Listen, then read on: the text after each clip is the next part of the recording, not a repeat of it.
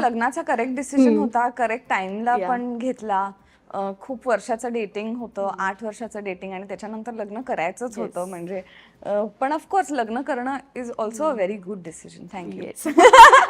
Shout out to Ajinkya. Shout out. पण हे सुद्धा इम्पॉर्टंट आहे की आपला लाईफ पार्टनर आपल्या सोबत असणं. बिग बॉसच्या वेळेला तुम्ही डेट करत होता आणि तो तुझ्या पाठीशी खंबीरपणे उभा होता. Like your family, Ajinkya is another family. पण त्याच्याबद्दल काय सांगितलं, कारण का आत्ता खूप जास्त ओव्हरवेल्मिंग होतं जेव्हा आपण डेटिंग म्हणतो किंवा लग्न खूप जास्त केऑटिक करून ठेवलं आपण ही गोष्ट.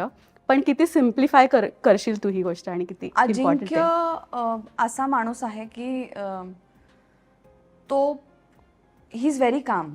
म्हणजे जर तू आता मला पर्सनली सुद्धा ओळखतेस, माझी जी एनर्जी असते ती त्याची कम्प्लीट इंटू मायनस करतो आणि तो इतका काम आणि कंपोज्ड आहे. So he just be there. तो तिथे असतो.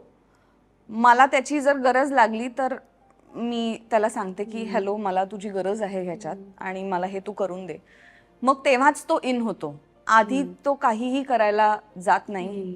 तो त्याचं असं असतं की तू कर, एवढी वर्ष तू करत आली आहेस, तू करशील. इफ ॲट ऑल तुला वाटलं की तुला माझी कशात मदत होऊ शकते तर मग मी स्टेप इन होईन. आणि मी कायम म्हणते की मी खरंच ग्रीन फ्लॅग मुलगा मागितला होता. इथं तर एवढा ग्रीन फ्लॅग दिला की मी रेड फ्लॅग वाटायला लागले त्याच्यासमोर.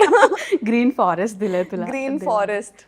पण येस, पण जेव्हा दोघंही आपण सेम इंडस्ट्रीमध्ये असतो तेव्हा ते बॅलन्स खूप राखणं इम्पॉर्टंट असतं, कारण का सगळंच सेम असतं, आपलं क्षेत्र सेम आहे म्हटल्यावर. पण कधी कधी अशी पण फेज येऊ शकते की एकाला प्रोजेक्ट्स खूप आहेत, एकाला नाही आहेत. त्यावेळेला तो बॅलन्स करणं खूप इम्पॉर्टंट असतो.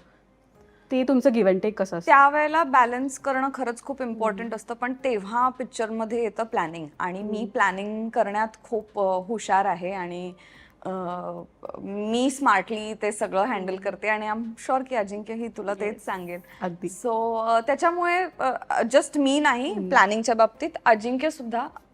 म्हणजे एक माणूस जर एका गोष्टीत बेस्ट आहे तर दुसरा माणूस दुसऱ्या गोष्टीत बेस्ट आहे. अजिंक्यचा कधी कधी कामनेस खूप हेल्प करतं मला पर्सनल आयुष्यात सुद्धा. की मी अशी फुल हाय पिचवर असते की अरे अजिंक्य हे हे हे थांब, मी आलो, आपण ब्रेक लगा थोडा. हा, जरा जरा थांब, जरा निवांत बस, बघू, मोठे श्वास घे. असं तो मला म्हणतो. पण त्याच्यामुळे खरंच खूप जास्त गोष्टी इझी होतात.